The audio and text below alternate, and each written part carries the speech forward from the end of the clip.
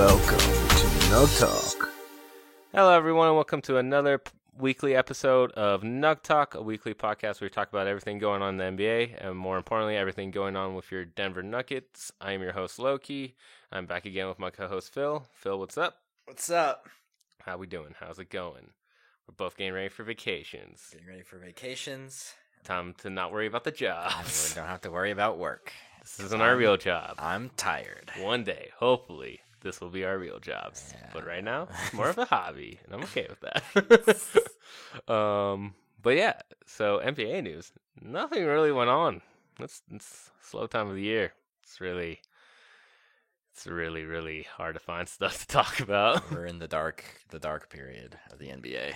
So. Yeah, like I'm not really trying to be like these other news sources and just talk about Jeremy Lin and things like that. So, I mean, we know what ESPN does, and that's just talk about LeBron. We don't know what to talk about. Let's talk about LeBron, and let's talk about California. Let's talk about LeBron. Let's talk about the Lakers. Let's talk about the Clippers. Let's talk about LeBron. Did we talk about LeBron yet? No, we didn't. All right. Well, guess what, Phil? We're going to talk about LeBron. Not actually, though, but kind of. Because the only bit of news that did kind of come out was an NBA survey taken by Tim Bontemps of ESPN. I hope I'm saying his name right. It's a weird last name. That sounds about right. Came out on July 24th. It was just like basically the GM survey, but like his version of it, because I guess he wanted to get a head start on it before the NBA did their official one. So he just asked a couple questions, and we're going to go through it and talk about what people voted, what we think, and see what it is. You ready for this? Yeah, I'm ready. All right. First question he asked the people. Again, I don't know who he actually asked these questions to. I think it was like a mixture of scouts and GMs. But first question he asked is who they think is the best player in the NBA. 12 people said Kawhi Leonard. 6 people said Giannis Antetokounmpo. And 2 said James Harden. And then I think there was other people that were like, got 1 vote, but most people were the main one that's left off of it is the guy we just talked about, LeBron, which is what most people are arguing, like, why is he off of it? What do you think, Phil? You agree with this? I am okay with them not voting LeBron the best player, because I think Kawhi's kind of earned that title right now, because LeBron didn't make the playoffs, stuff like that, but he didn't even get a vote, I don't think. So I don't think he got a vote, no. That's kind of strange to me. I think people are sleeping on LeBron, which is never a good thing. Yeah, it's not smart. So, yeah, that's kind of my own 2 cents. I don't think James Harden's the 3rd best player in the NBA, but... Yeah, I mean, they said he's the best player, so he's the 3rd option to be the best, which I think is crazy that 2 people think that he's the best player in the NBA. Yeah. Especially when he hasn't really... He's been top of MVP voting. He's a really good regular season player, but we've seen his postseason track record. He's not done much in the playoffs, yeah. This is not good. Postseason, he's just not that great. Is your dog coming down here? I hear. Is she there? Oh. I think she gave up. All right. We're keeping that in the podcast. That's funny. Yeah, I mean, my 2 cents on it is just like, most of these polls are always like kind of recency, like what have you done for me lately? Because if you look at this type of poll, like the official one they did for the NBA last year, Kawhi wasn't anywhere on the list because he didn't play. So no one thought he was the best player because he didn't play. And the same thing goes, I think, for LeBron. He missed half of the season with that groin injury. Exactly, yeah. He didn't make the playoffs. People just didn't see him, so he's not really like top of mind, even though he definitely is because, like we said, they always talk about him. But he doesn't deserve that right at the moment. I just don't think, like, he still had a great season. He 27, 8.5, like usually what he averages anyways for his career. So, and to do that at his age is pretty amazing. Like, personally, I still think he's the best player in the league just because I think value-wise he brings a lot to a team, even though, yes, defensively he's way worse than he used to be, and he doesn't try defensively in the regular season. I think just knowing IQ-wise and what he brings to the team and how much challenges he brings is a lot. But I do think Kawhi's deserving of it. I think he proved that he's deserving of it. He carried that Raptors team to a championship. Not saying that they didn't have great players on the team. I do think they did. But I think without Kawhi, like we're going to see, I don't think that team's going to do very well this year. Like, they'll still make the playoffs, but I think they're a lower tier end playoff team without him. Giannis is 6. I think it's just because he got MVP voting. I don't think Giannis is anywhere close to the best player in the league. I think he's at most probably the 5th best player in the league. I think LeBron's better. I think James Harden's better. I think Kawhi Leonard is better, and I think Steph is better. And KD, but if we're counting KD. I'm going to take KD out of it for now. Okay. But yes, KD now, and then if we're adding KD, I'm going to knock Steph out. But And don't forget Nikola Jokic. yeah, Nikola's great too. I don't know if he got a vote in that or not. They don't show me the extra votes in this article I have on ESPN, which is kind of sad. But I mean, Nikola, he got 4th in MVP voting. He's a great player. He's doing great. But if you're going to ask who's the best player in the NBA, I think personally is LeBron James, just because he brings so much value to your team and he helps you recruit people. Like, he just got Anthony Davis for them. He brings a lot more than just what he brings on the court. Whereas Kawhi Leonard also now does that too. But it's just like, it's a recency thing. It's like, what have you done for me lately? Exactly. Like next year, I bet you it could be very easily LeBron gets like 18 of these votes. Yep. If they win a championship. Hopefully they don't. Hopefully it's us and Nikola Jokic gets like 18 of those votes. That'd be amazing. That'd be so cool. But overall, I just think that was kind of weird that so many people, like you said, are kind of sleeping on them, and that's kind of a ongoing trend in this article that got posted. Yeah. But we'll get to it as we go. Don't poke a sleeping giant. Don't. It doesn't work. They didn't. This is the same thing that happened in 2015, 2016, when the whole year they were like, is Steph Curry better than LeBron James? And then LeBron James went on a tear and came back from 3-1 down, and no one ever said that ever again. It's never, ever been mentioned again that Steph Curry is better than LeBron James. Yep. Since that point, because he proved that he's not. So don't do this again to yourselves. I'm really hoping, like, I'm expecting LeBron to come back and have a big year, but hopefully we can handle it. Yeah. That's all that matters. We're going to have to weather some storms, but we'll see how it goes. The second question they asked in the article is, what move from the summer did you like the most? 10 people said Clippers gained Leonard and Paul George. 2 said gained Bogdanovic, and Mike Conley for the Jazz. 2 people just said the Pelicans overall offseason because of, again, how many picks they acquired, young players they acquired. And then 2 is Josh Richardson and Al Horford to Philadelphia was the other 2. And then I don't know if there was any extras. They don't show me those. What do you think about those? What was your move of the summer, basically? I mean, it has to be the Clippers getting Kawhi and PG.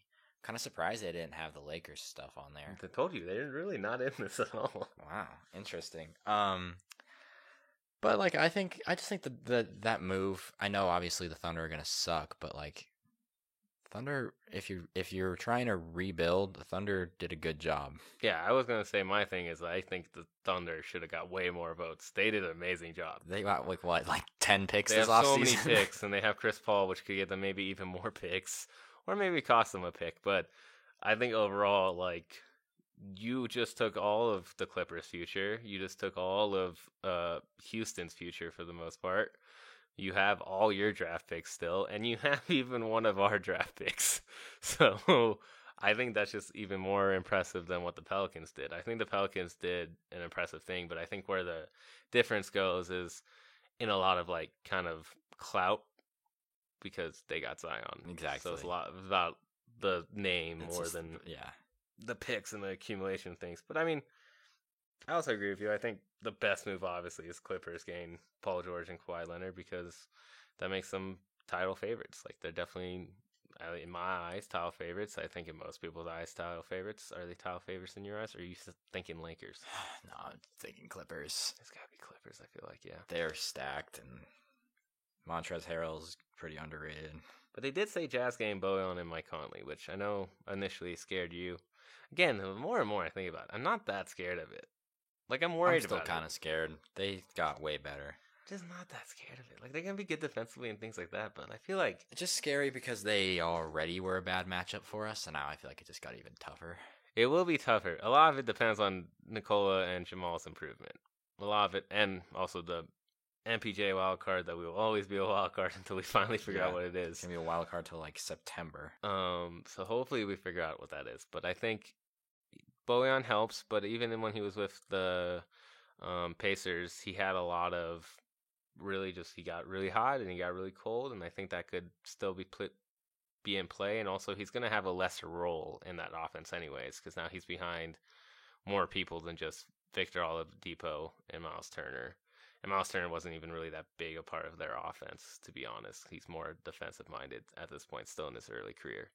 So I just think, like, I don't know. I just don't think, I'm not that worried of it. But it's a good offseason pickups. And then Philadelphia, they get good pickups to, at least keep a good starting five after losing basically everyone but Tobias. Yeah. It's kind of crazy. They did a good job retooling after they lost Jimmy Butler. So yeah, so they did a pretty good job. Then they went on to ask what was the worst move of the summer. What do you think they picked? Oh gosh, let's see. Or basically, this question is more, I think they interpret it as who had the worst summer. Charlotte Hornets? No. Phoenix Suns? I don't know. No, you did 3 and 2. Think. Who had the worst offseason? Who was supposed to get everybody? Oh, the New York Knicks. Yeah. Obviously. Duh. Everyone picked the Knicks. There was like 6 people picked the Knicks. They also did 6 people tied with Ricky Rubio going to Phoenix and just Phoenix's offseason in general. So like they tied, but like Knicks are definitely the worst. Yeah, the Knicks had a terrible offseason. Just because like look at their roster. They have so many power fucking forwards. I'm kind of surprised that the Nets didn't get any love. Oh yeah, for like best moves. I think it's probably just because KD's injured. I guess, yeah. Because they were like, well, it doesn't really matter for this year. So Yeah, like this year doesn't mean anything. Because again, these articles you always have to take in count. They're trying to get views. Yeah. And right now the Nets aren't going to get any Nets views aren't because KD's out. Particularly relevant at the moment. Yeah, like the Clippers are more of a hot name right now than the Nets are. Nets next year, yeah, definitely will be. But yeah, what do you think of those? So they did Knicks first, Ricky Rubio to Phoenix second, Terry Rozier to Charlotte third. Yeah, I mean, that's fair. The Knicks had the worst offseason. I honestly think Rozier going to Charlotte is way worse than Rubio going to Phoenix, but I do agree with that too. I don't get the hate on Rubio. I get the contract's fat. I think it's like $61 million or something. Yeah, but no, I feel it's like $51 million. I feel like Rozier is getting paid like basically a max. Yeah, they're getting paid like the same, so I don't get why more people hated Phoenix's. I think they also added something about them getting this guy D'Anthony Melton. You remember that guy that we used to be like, who is that? Yep. They signed him to like also a really big deal, and I think that went into play because he's like the backup point guard right now, and they're trying to teach him behind Rubio. And to sign him, they had to trade Josh Jackson, which again I still don't get. They should not be allowed to ever have draft picks ever again. No, they're Like, really. They trade all of them. They'll get a guy 2 years if he's not good. They're like, get the fuck out of here. You're gone. It's like, what the hell? You got at least.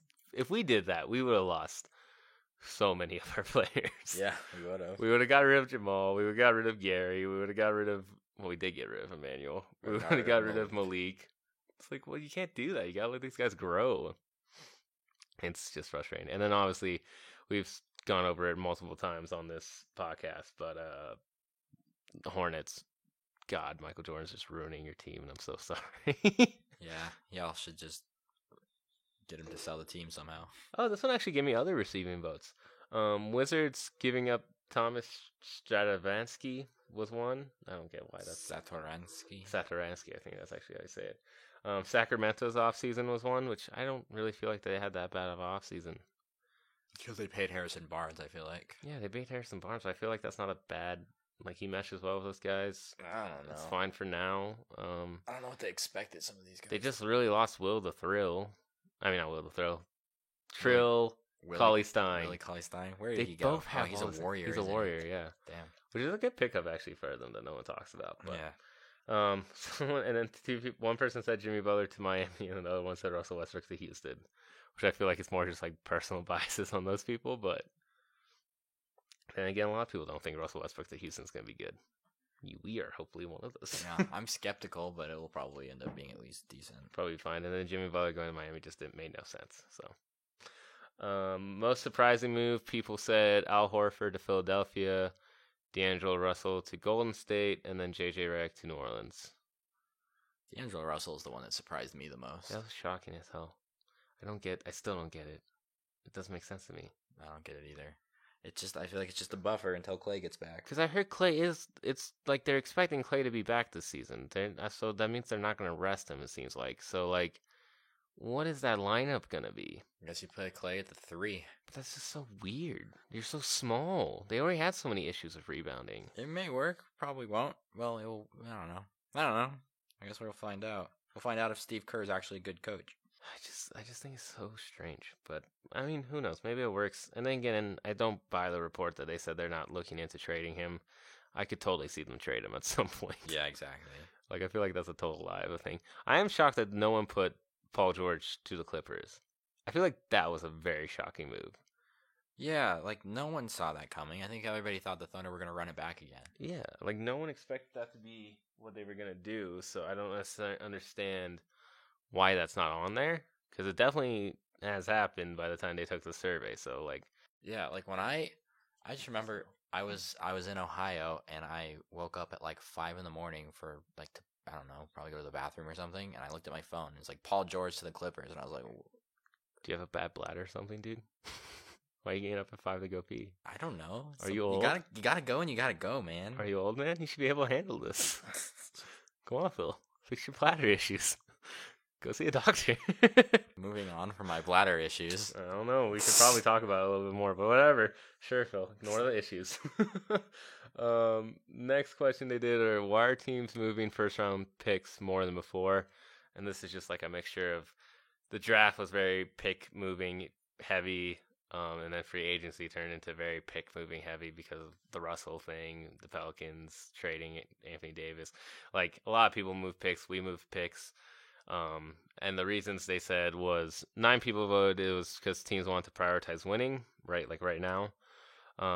Other 5 people said it's because the Warriors aren't a dynasty anymore, so people want to get more involved because they felt like they could now build their teams.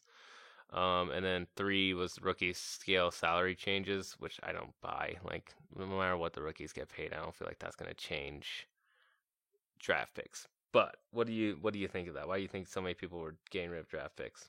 I think it's because KD left. I think people are seeing that a window's kind of opening up again, so everyone's rushing to contend. So they're not really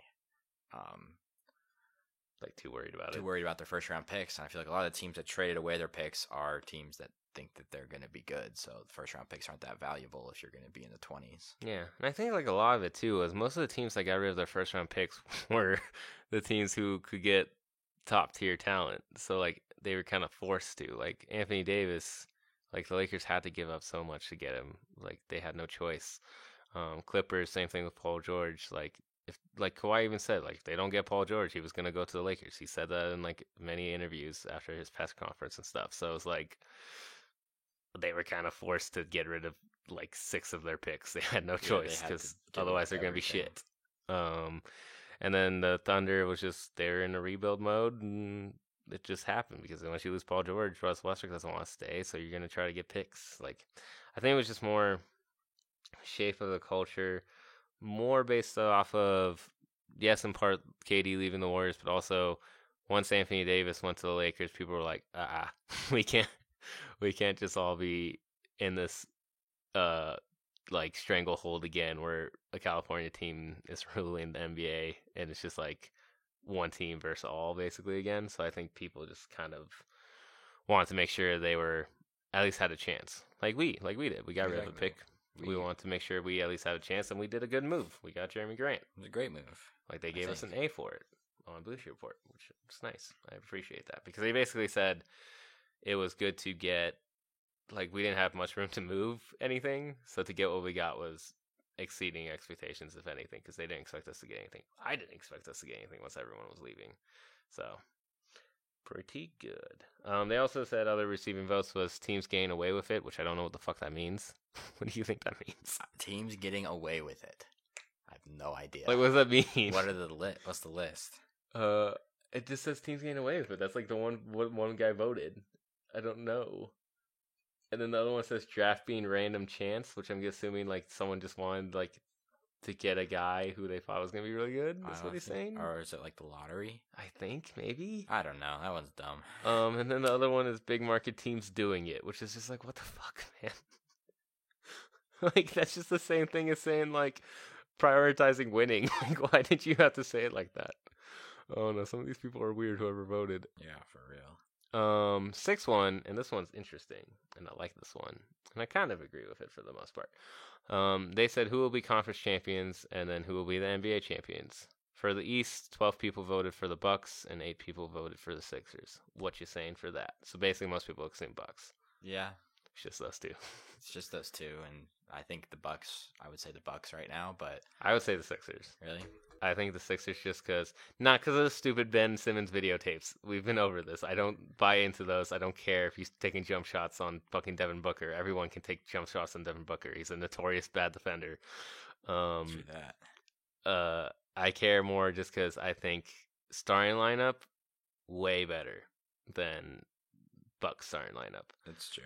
So I It think really all depends on Giannis. If Giannis is the player that everybody kind of says that he is, but he wasn't in the playoffs, then they'll probably go to the finals. But if he's Yeah. not, then it'll probably be the Sixers. yeah, and also depends on this Kyle Korver. Like I kind of do buy into Kyle Korver fixing Giannis' shot, not his three, but I do remember when Kyle Korver was in Cleveland with LeBron, he actually did help his free throw percentage go up almost close to like high 70s, like low 80s. Yeah, exactly. So like if you can even help him with free throws, anything helps. So, but I do think it's those two teams in the East. It makes sense. Like it's not gonna be Celtics for the most part unless they're just really cohesive, Unless all these young guys, everybody just like break out. they all break out at once.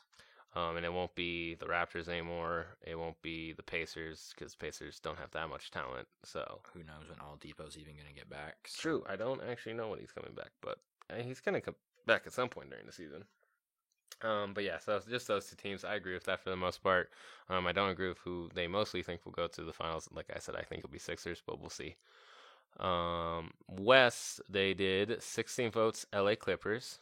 2 to us. 2? We got 2 votes. We're the second team on this poll. Are you bro. serious? Yes. Wow. Guess who's third?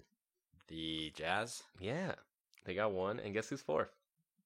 The Blazers. No, it's the Rockets. Wow, so the Lakers got nothing. The Lakers got none, which is shocking. I am so shocked. I'm a little confused by this poll. I don't get why no one picked the Lakers. Maybe they know something we don't, and the Lakers are going to implode, and LeBron's going to retire. I mean, that'd be crazy, but who knows? Maybe they got some hot scoops. They got some things that know, but I'll take 2 votes. I am not opposed to getting 2 people who think we're that good. So, like, what do you think of this, Phil? What are you thinking? I mean, I can't say that I agree with it as an objective fan. I mean, I would say you would give those votes to the Rockets over us and probably the Lakers over us. I think we're the 3rd or 4th best team in the West, though. So Yeah. I mean, I understand it, and I feel like maybe they're going with, like, seeding, because maybe they've already done seeding kind of in their head, and they're Maybe, just, like, weighed maybe out they're- what the playoff situation maybe they're could be. taking cohesiveness into account. That is a thing that's very big in our Tim Connolly's preaching it, and the whole team's preaching it, because, like, we will have a head start on most teams because we already know what we're running. We already know what we're doing. The only person we have to teach anything to is Jeremy. So, like, we should be flying out the gate, Yeah, kind of. we should have a really good start to the season. Compared to the other teams who have to kind of, like, bring in guys, get them used to the system, get them used to playing each other and things like that. So that does help us. But, like, for the most part, the Clippers are still a pretty cohesive unit. They're just adding 2 stars. So I don't think that's going to be really hard for them. Probably going to be pretty good out the gate. The Jazz are very cohesive. Again, they just added 2 players. Yeah, Clippers might... the Lakers might have some issues. The Lakers are going to have issues because it's a LeBron team. They always have issues. Yeah. I would not be shocked if Frank Vogel gets fired and they start Jason Kidd. Like, let's be honest here. It's just part of being on the LeBron team. Your coach got to get fired if you want to win a championship. Apparently, damn. Unless it's Eric Spoelstra. And then the Rockets, like, the only issue because they're still a pretty cohesive team. They're just adding Russell Westbrook. But Russell Westbrook is very big ego. That team is going to have issues right out the gate. Yeah, they're probably going to have issues figuring it out. And Mike D'Antoni has issues coaching hot-tempered players and high ego players. The more and more I think about it, the less I am confident in that working out. Like, it'll probably be a good team, but they're gonna get waxed in It's the just gonna be the playoffs. same as always. Like, they're just gonna be a really good regular season team, you know? Yep. Like, they're just gonna do really well in the regular season. Like, I'm expecting them to be the 1 seed, and then they'll just implode in the playoffs. Because again, both of them very bad playoff track records. They have terrible playoff track records. Like, really, really like bad. KD left. So we'll see how it goes with that. But I am super excited for 2 picks. I would hope we make the finals. I'm just glad we finally got some attention I'm glad in we're the getting national some media. love. Yeah. Very nice to have. And then they picked who they think is going to make the NBA win the NBA title out of those. 13 people picked the Clippers.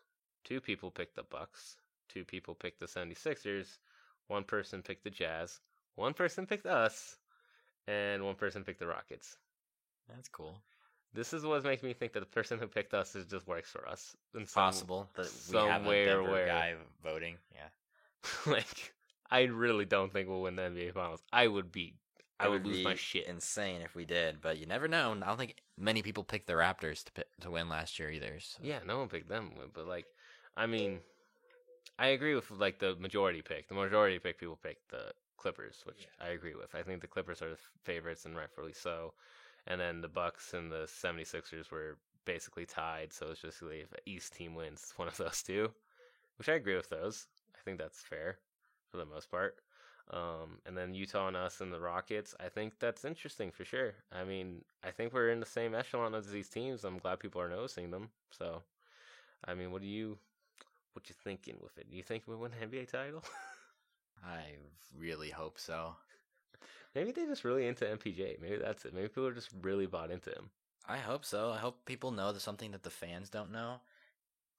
I think it's definitely interesting, but that was most of the article for the most part. I think the main surprising thing is just how much people are kind of sleeping on the Lakers in that article, It's kind of satisfying. in that poll. It's kind of really satisfying. It's just interesting because you hear them so much in the national media, but then it's based on this. It seems like people in the NBA aren't as high on them as your general NBA fan or your general media person. Exactly. Which is, like, again, like you said, maybe do they know something that we don't? Is there something going on there? Or they just really not believe in their bench that much? Like, Is LeBron old?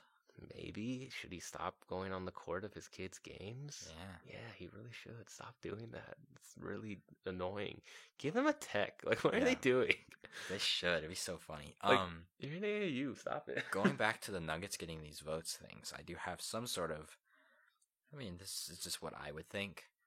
Like, throughout the season, we were without Gary Harris, Will Barton, Paul Millsap. Mhm. Jamal Murray and Gary Harris had arguably not that good of a season compared to Jamal their was hurt previous too, seasons. for And Jamal parts of was it. hurt as well. The only person who was honestly better than they were last season was Jokic, and then like Malik and Monte broke out. But Yeah. like 2 of our starters had a worse season. So if you assume that they like bounced back a little You can bit, say 3. you could even Because, say like, Will 3. Barton, Oh, even and though Will he was off the Barton bench, and season. Yeah, and Millsap. He was about the same. He was about the same, but he he missed. at least played. This He year. missed. Yeah, at least he played, but he also missed games too. There's reason to believe that some people are like, "Oh, well, they're getting healthy. They're healthy, and they hopefully." That was me knocking on wood. Will be healthy. with MPJ. With MPJ and everybody, and so maybe people think that we were actually better than our record indicated, which would be And like what our at least like depth chart looks like. exactly. Because I feel like a lot of people, they still look at our depth chart and they're like, who? Yeah, they look at our depth chart and depth chart and they see Torrey Craig on there. And Yeah, like, who the hell is Torrey Craig? Because no one knows Torrey Craig. And it's really embarrassing at this point. Like, come on, he started our playoffs for us. But I think that's also an interesting point that you put up. And I also think, I don't think they're thinking this, but I think this very much. We did not hit the 3-point potential that we should have. No way. We shot terribly from 3 points. So bad. We We were shot so horribly. bad. There were some games we couldn't make a single one. Like I think it was game 2 against the Spurs. We didn't make like a single three. We had so many wide open shots. We had so many wide open shots, and we just lost that. It was just like, or was it game 1? It was game 1. We Did we lose the first one or the second one? we, Whichever one we remember, lost. we were at game 1. It was game 1. We lost game 1. Yeah. Yeah, so it was game 1. That was the one that we just couldn't hit a 3. Mm-mm. And it's just like, I think if we finally get guys who can consistently hit the 3, and that's just part of them practicing and a part of them, shooting up more shots. And Jeremy's going to help because he shoots about 40% from the side of the 3, and he shoots like 38 up top everywhere else, which is really good, way better than what Trey Lyles shot. So, I think that could really just boost us. That's really make it or break it for our season. Yeah, in my eyes. it really. It's also. I think a lot of it is we got to knock down the wide open ones, Yeah, that's the especially. issue. Jokic passes us open so often. So The thing that hurts me the most is always going back to the play where they pass up to Jokic and Jokic like does a behind the back pass to Torrey, I think, or Mhm. Gary, and then he passes Jamal for a wide open three and he just misses air balls. I was like, come on, that would have been such a cool play, and you just missed. You can't airball you that. can't airball it. It's a yeah. See, Like but it's that's things like that. Like you can't. that's yeah. But that's what's kind of exciting is we were so good, and then now like we're so young. Still. We have a lot of room to improve. So especially on the defensive side of things. So I think that's like you said, that a lot of people kind of see that, and it's cool to see that people recognize us, and I really enjoy it. And with that, we're gonna go into some things we want to talk about for next season. Topic for today: who we think's gonna break out, who's gonna have a breakout year. I think last year we can all agree it was Nikola Jokic. He finally broke out into an all-star.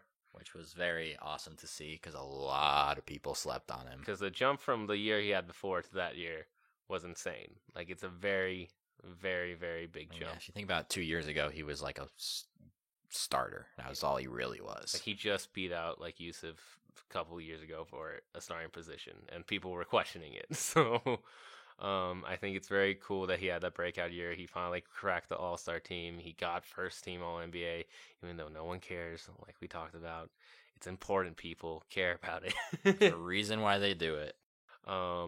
But yeah, so it was good to see that. Who do you think this year's is going to be? Who do you think is going to finally break out? Jamal Murray. It's your boy. It's like an easy pick for some people just because like it's kind of a logical pick, I guess. But It's the most logical, yes. I have been a gigantic supporter of Jamal since we drafted him, and he's shown me what he can be. And I'm just so ready to just not have, let's say, 40% of the nights, probably more like 50% of the nights where I'm wildly frustrated with him. If he gains consistency, he's a star in this league. It's not even a question. Yeah. So I'm banking on him breaking out this year. What do you think he's going to do? What do you think in numbers wise? You thinking any achievements, accolades? Probably not. He might get some votes for like MIP, but I'm not thinking he's gonna win any like awards. He's not gonna make an All NBA team. There's too many guards. He's going to try, though. He's gonna Because try. It's on the contract. His contract extension has, if he makes an All NBA team, it becomes like a supermax extension. So Which I think is so crazy that they have to do it like the first year. I know off he has of to do it this anything. year, but Which is like, and this is a thing that's new and just happened in like Ben Simmons' contract, which I think is kind of like it made more sense for Ben Simmons because he doesn't have a jump shot. I didn't think we would do it for Jamal Murray, exactly. but that makes it way nicer for whenever he gets his next extension. As far as numbers wise go, I at the very least expect him to average 20. He should average 20. Ideal case, and like some you might disagree with this, some people might disagree with this, but ideal case for Jamal Murray breaking out, in my opinion, would him becoming our leading scorer. Won't be our best player, but he'll be our leading scorer. I would like that. I just can't. I don't think that'll happen, but that would be best case scenario. It could happen someday, Unless just he not this year. becomes a master of like off-ball movement, I just can't see him becoming our leading scorer. Like he has to get to like Steph level of off-ball movement where he's coming off of screens, just moving all the time. Like 70% of the time on offense, he's just moving without the ball. Like if he gets that good at doing that type of stuff, I could see it, but he still needs the ball in his hands way too much, I think, to score, which isn't always going to be capable for him to do because, you know, we got to give it to our actual point guard. Yeah, exactly. I think that's unlikely, but just like the way Jokic plays, if Jamal is just like popping off, he's going to give it to Jamal. But yeah, I would say at least 20 points per game, and I want an efficient 20 points per game. That's the thing I think is most important. You got to be efficient. If he gains efficiency and he averages 20, then I consider that a breakout year for him. Like he's not going to be an all-star. He's not going to make an all-NBA team. You thinking anything on that side? Well, yeah, I mean, he's our worst defender. I guess you got to say that, but like he's always going to be a bad defender. So I wouldn't consider, even if he's bad on defense, I'm not going to. I just want him to get steals. Yeah, get some steals. Stay in front of guys like Derek White. Yeah, you can't get bodied by Derek White anymore. Like, go Buffs and all, but come on. That was embarrassing. But other than that, yeah, I have high expectations. I always have for him, so I'm ready to See it. see it. Ready to finally see him break through. I mean, I can see where that people comes from, and that's going to be most people's pick for, I think, breakout star, just because he's shown the potential multiple times, so many times. He won a lot of playoff games. He for us showed this it in year. the playoffs. He showed it against the game against Kyrie. He shows it in many games against the top point guards. The issue for him has always been the games that we should win against measly teams. He doesn't show up every night, and he needs to have consistency where he shows up no matter who his opponent is. And I think that's always been an issue with Jamal, is he gets fired up by who he's playing or like the situation Yeah. going on in the game. I need the emotion you have when you get angry or you get trash talky or whatever he gets. You need to channel that always. Always. I needed like a Russell Westbrook type of vibe where you're always on point, ready to go, ready to play. I think that's also something is Jokic is our leader and he's our best player, but a lot of times, especially like as far as emotion goes, our team goes as Jamal goes. When he gets all fired up like that, the whole team does, and we play better as a result. And I think the Nuggets throughout the last couple of years have had a habit also of playing down to their opponents. And it helps the stadium too, because there's a lot of times, even when we were in the playoffs, like the stadium, our fans did great. They show up, they do a great job. But when the game's going kind of rough, and this has been a case even since like the Carmelo years, we get kind of quiet, and that's not great. And like there's times where Jamal starts going off and he gets the crowd going. So he helps even the crowd too, and that's a very valuable part in playoff games especially, and just games in general, because you need to get the crowd going, you need to get people going. And even on the opposite end, when you're on the road, you need to have that mentality to quiet the crowd over there. Exactly. You want to quiet them as quickly as possible. Yeah. So, yeah, I mean, I could see it. I definitely think he should be aiming for 20 anyways, even if that doesn't conclude to like a breakout season. Yeah, I mean, he averaged like 19, so he's not far off. You from got to that, get but- up to that point, and you got to be consistent with that point. And like we said, efficiency, very important. Yeah, like exactly. Like I think even if he averaged the same amount of numbers that he's averaging this year, I would like it to be 19 every game and not 5 and then 40 and then 5 and then 25. I think he should shoot. It's going to be hard to do because mainly the first part. I think he should shoot for a 50, 40, 90 season. I don't know if he could get 50% field goal percentage just in general. 40-90 would be good though. Yeah, if he can get the 40-90 part, that'd be good. Like shoot 40 from 3 and 90% from the free throw, because we know he can shoot 90% from a free throw. He just didn't do it last year because he had some weird stints where he wouldn't be good at it, and then all of a sudden when we got in the playoffs, he just didn't miss any. So We know he's a clutch free throw shooter. So yeah, so like you can we do don't it. have to work. We don't have to. I feel he's gonna get 90. Like he has to, but I think like that's what he should be shooting for. Is Yeah, the 50, I 40, agree. 90. Because If he like, gets 50, 45, 90, I will consider that a breakout. yeah, that's a year. breakout. If he does that, that's amazing because that's a very hard feat to do, and not many players do it. So, if I'm him, that's what I would want him to shoot for. Who's your breakout guy? My breakout guy is a guy who kind of broke out already last year, coming off the bench and actually being a part of the role. But I think Malik has a lot of room to improve and a lot of potential, and we saw a lot of that potential, to the point where people were even considering starring him over Gary Harris at some point last season when Gary was injured and was coming back and was kind of iffy for a little bit of it at the beginning when he was getting his legs back. So I think we've seen the potential for Malik to be really good, and I think it doesn't look like we're going to extend him this year because we're going to let him play it out to see how much he's actually worth, I'm assuming, Yeah. and also just figure out what we're going to do with Millsap and other people we have coming off the books next year. He's not an unrestricted free agent. We can make him restricted by just giving him a qualifying offer. and just extending him. Yeah, so we'll just give him a qualifying offer, he be restricted, and then we can match whatever someone gives him. So it's kind of a gamble, but I think it's just what we're doing just to test out the market, see who's going to become a free agent, see what we're going to end up doing with Millsap, and it just gives us more flexibility for moves, and I think that's why they doesn't seem like they're going to extend him. But in that point, it makes them also have kind of like a prove-it year as well. So he has to really show a lot of improvement and show that he's worth his own max and show that he's worth a big contract as well. So I think that's why he's going to come back better than ever. I think as long as he still consistently hits as well as he did from 3, because he was probably one of our best 3-point shooters last year in my opinion. I think, especially off the bench. I think he probably was our best 3-point shooter. Yeah, and I think percentage-wise he was. I think Monte was a little bit higher than him, Oh. but it's either him or Monte. but he was very good. He was also our best free throw shooter last year, so he was better than Jamal just because, like we said, Jamal had that weird rough patch. He had some weird stats last year. So he was. So I think a lot of it more for Malik is learning how to continue playing off ball, which I think he does pretty well, but just continue getting better at that. Learning how to score with the ball too, similar to the way Gary does, where if a play is kind of breaking down and the ball's in your hand with like 6 seconds left, you can at least find a way to get to the basket, which I think Gary Harris does very well, and I think Malik can learn how to do as well. And finishing, obviously, just get a little bit better than that. You don't have to dunk on everyone, Malik. I like that you'd like to be our power dunker, but you're just kind of too small right now to do it. He can do it on some people, like he does posterize some people, but it's just like, make sure you just always get that bucket. Yeah. If you're going to yam, you better yam. Like, yam hard or get the bucket or get a foul. One of the two. And then obviously the side where I think he's finally going to break through and show that should be our sixth man and also should be a very valuable player for years to come is defensively. I think he can get so much better because, oh my God, he was so bad defensively last year.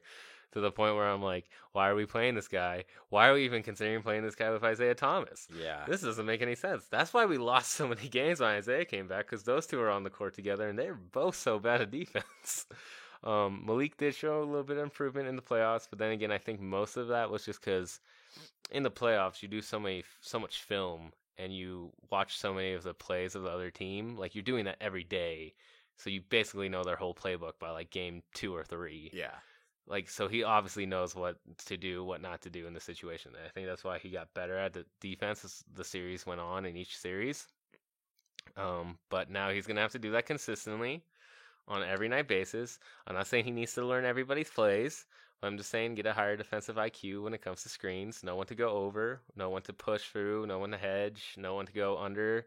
Know your personnel. Basically, like Chris Marlowe says and Scott Hastings talk about, just know who you're guarding, know what the situation is, and know what's best for your team on the defensive side of the ball. If he can do that, I'm not saying he needs to be a lockdown. We got guys who can do that. We got Gary, we got Torrey. Just try to be kind of locked down. And he should also shoot for 50, 40, 90 because it's easier for him to get it because he doesn't have that high sample size of minutes. Yeah.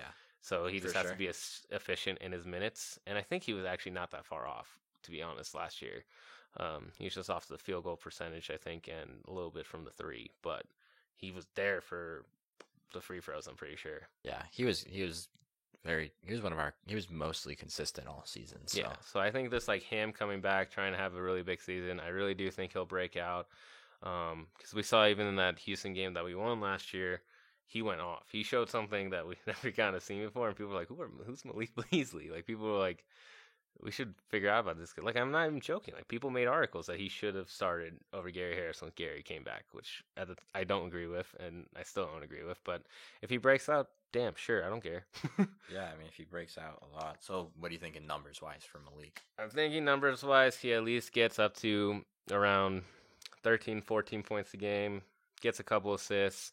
I want him to get better or rebounding the ball, but obviously numbers-wise, that can be anything. But as long as he's just more of a consistent rebounder, I think that would help out as well.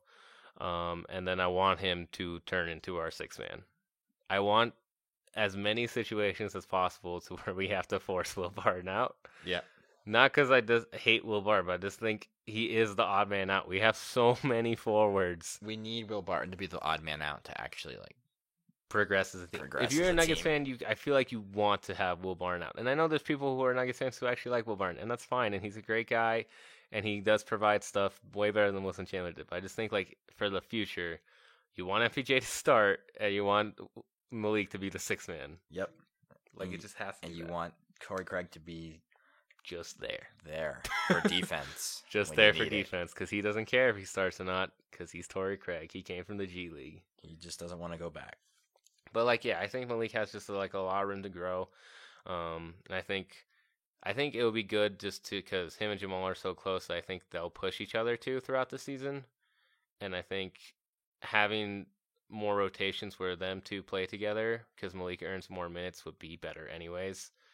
Just to, because I feel like they probably have great chemistry with each other. Like, they hang out all the time. They're really close. Like, I just feel like he's got to be the guy. And he just seems more realistic in my eyes just because, like I said with Jamal, I'd really like. I can see a breakout season, but it's just like with how much Jokic touches the ball. I just feel like Jokic takes away a lot of the opportunity for Jamal to break out in ways that to be like really obvious breakout. Like he can still improve a lot, but breakout's like, whoa, show that he's a star. Yeah, it's like go to a whole nother level. That would be a major breakout for Jamal. I mean, but that's the thing. Like, you kind of feel like it's got to happen eventually with Jamal. Like, I don't know. Everybody thinks he's gonna be a star, so. I mean, I hope he's a star. That'd be great, and he has to prove it now because we gave him a goddamn contract that says he is. Yeah, so. Exactly. But I think it's definitely between those two. I mean, it could be other people. It could be maybe I wouldn't say Torrey, but it could be maybe like Gary. Gary could break off. I don't know if he will, just because again, Gary has a very limited role offensively because he's either a third or fourth option. Pick or choose. It could be Millsap third option, Millsap fourth option. I would say Millsap's probably third option, but like Gary could pop off. Who do we have? Who else do we have on the bench? Monte could pop off a lot. Like he really could. Yeah. I hope he doesn't, because then that means he's probably gonna leave us. Who, Monte? Yeah. Because like if he's really good, I could totally see us not being able to extend him. Even giving him a qualifying offer and him becoming restricted, I feel like Minnesota would give him the max, like crazy max contract to finally have like a good point guard. Yeah. And then we would lose him to Minnesota. And I don't want to lose him to Minnesota. Yeah, I mean, I feel like he's good. He probably would start on some teams. He probably would start on Minnesota. That's why I don't want him to be like have a really breakout season, because then he would most likely be gone eventually. I don't want him to. We're going to have to make some decisions eventually, so. Which sucks, because we don't have that much money to give out to everybody. But, yeah, I think for the most part, these guys are the ones we should look forward to. I'm excited to see who does break out, because I feel like somebody on our team has got to. You'd think so. Like, and I could see it very well being Jamal. Jamal, really, most of it's just consistency and field goal percentage. And I think Malik just has a lot more potential to break out in bigger ways just because he's still so kind of like raw. Yeah, he is much more raw than Jamal. So we'll see who it goes to. I'm excited to see what you guys think. If you have any ideas who could be the breakout star, please definitely let us know in the comments. We'd love to see it and see what you guys' opinions are on that. But that's the podcast for this week. Thank you all for listening. Thank you for subscribing. If you enjoyed, make sure to subscribe, tell a friend, leave a like, leave a comment. We like to see all of that. Really nice to see, and we enjoy all the support that we can get. What do you have to say, Phil? Looks like you have something to say. I was just getting ready to say my your outro? My outro. All right. Well, thank you guys. Thank you for listening, and we'll see you all. We actually won't. Well, I will see you all next week. Phil is still going to be in Europe, so it's probably going to be a solo pod with just me, because Phil wants to be all fancy in Europe with his family, and just skip out on your pod duties, Phil, man. Ireland calls. You're in Ireland? Yeah. God. I drink a lot of Guinness. You don't even like Guinness. I like beer. I will drink it if I'm in Ireland. You don't even fucking like... I like Guinness. You don't even like Guinness. I think Kian's jealous, everybody. I mean, I would drink a shit ton of Guinness, but I feel like Ireland, I do not fit in, because it's a very white place. Okay, so... I'm just saying, people be like... So is Colorado. True. Super true. Sad. But, yeah. Well, Phil won't be here next week. I'll be here, But thank you guys for listening. Phil, say your outro, and let's get out of here. Go Nuggets. See you guys.